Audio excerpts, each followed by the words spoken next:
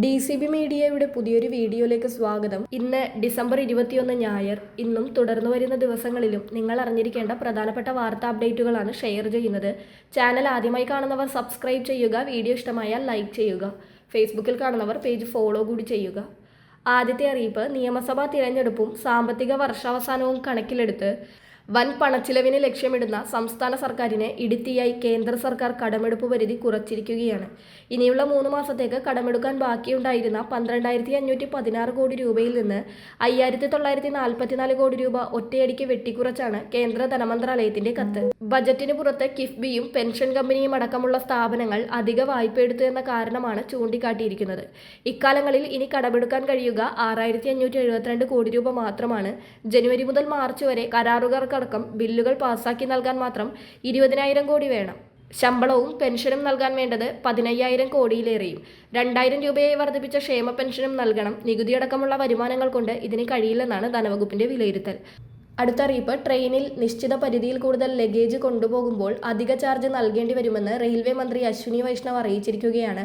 യാത്രക്കാർ ലഗേജിന് അധിക ചാർജ് നൽകണം. വിമാനത്താവളങ്ങളിലെ നിയമങ്ങൾക്ക് സമാനമായി ഇന്ത്യൻ റെയിൽവേ ഇതിനകം തന്നെ ക്ലാസ് തിരിച്ചുള്ള ലഗേജ് ചട്ടങ്ങൾ നടപ്പാക്കിയിട്ടുണ്ടെന്നും അശ്വിനി വൈഷ്ണവ് പറഞ്ഞു. പുതിയ നിർദ്ദേശത്തിൽ സൗജന്യ ലഗേജ് പരിധി, പരമാവധി അനുമതി പരിധി, അധിക ലഗേജിനുള്ള ചാർജുകൾ എന്നിവ വ്യക്തമാക്കിയിട്ടുണ്ട്.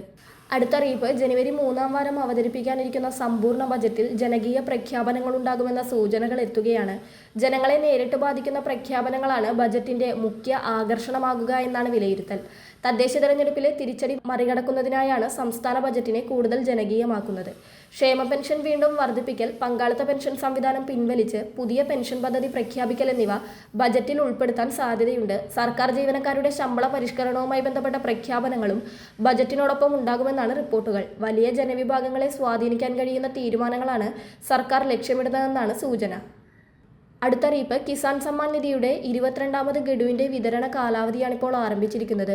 2022 മുതൽ എല്ലാ കാര്യങ്ങളും പൂർത്തിയാക്കി ഗഡുക്കൾ മുടങ്ങാതെ ലഭിക്കുന്നവർ ജനുവരി 1 മുതൽ 15 വരെയുള്ള സമയങ്ങളിൽ നിങ്ങളുടെ EKYC ഒന്ന് ചെക്ക് ചെയ്യേണ്ടതാണ്. അത്തരത്തിൽ ചെക്ക് ചെയ്യുമ്പോൾ ബയോമെട്രിക്കലായി EKYC ചെയ്യാൻ ആവശ്യപ്പെട്ടിട്ടുണ്ടെങ്കിൽ നിങ്ങൾ EKYC ചെയ്യേണ്ടതാണ്. ഇത്തവണ 21ാം ഗഡുവൊക്കെ മുടങ്ങിയവർ അതൊക്കെ ശ്രദ്ധിക്കാത്തത് മൂലമാണ് തുക മുടങ്ങിയത്. അതിനാൽ തന്നെ 22ാം ഗഡു ലഭിക്കാൻ കാത്തിരിക്കുന്നവർ ഇത്തരത്തിൽ ജനുവരി 1 മുതൽ 15 വരെയുള്ള സമയങ്ങളിൽ സ്റ്റാറ്റസ് ചെക്ക് ചെയ്യുവാൻ ശ്രദ്ധിക്കുക. കാരണം അപ്ഡേഷനുകൾ നടക്കുന്ന സമയത്ത് എന്തെങ്കിലും രീതിയിലുള്ള മിസ്മാച്ചുകളൊക്കെ അവിടെ കണ്ടാൽ EKYC ചെയ്യാനുള്ള നിർദ്ദേശം അവർക്ക് വരുന്നതാണ്. നമ്മൾ സ്റ്റാറ്റസ് ചെക്ക് ചെയ്യുമ്പോൾ അവിടെ EKYC യെസ് ആണെങ്കിലും നമ്മുടെ ആധാർ ഉപയോഗിച്ച് ഒന്നുകൂടി ചെക്ക് ചെയ്യേണ്ടതാണ്. അവിടെ ബയോമെട്രിക്കലായി EKYC ചെയ്യണമെന്ന് കേന്ദ്രം നിർദ്ദേശിച്ചിട്ടുണ്ടെങ്കിൽ തീർച്ചയായും ബയോമെട്രിക്കലായി EKYC കംപ്ലീറ്റ് ചെയ്യുവാൻ എല്ലാവരും ശ്രദ്ധിക്കുക. ജനുവരി 1 മുതൽ 15 വരെയുള്ള സമയങ്ങളിലാണ് ഇത്തരത്തിൽ EKYC സ്റ്റാറ്റസ് ചെക്ക് ചെയ്യേണ്ടത്. വളരെ പ്രധാനപ്പെട്ട ഈ വാർത്താ അപ്ഡേറ്റുകൾ മറ്റുള്ളവർക്ക് കൂടി ഷെയർ ചെയ്യുക.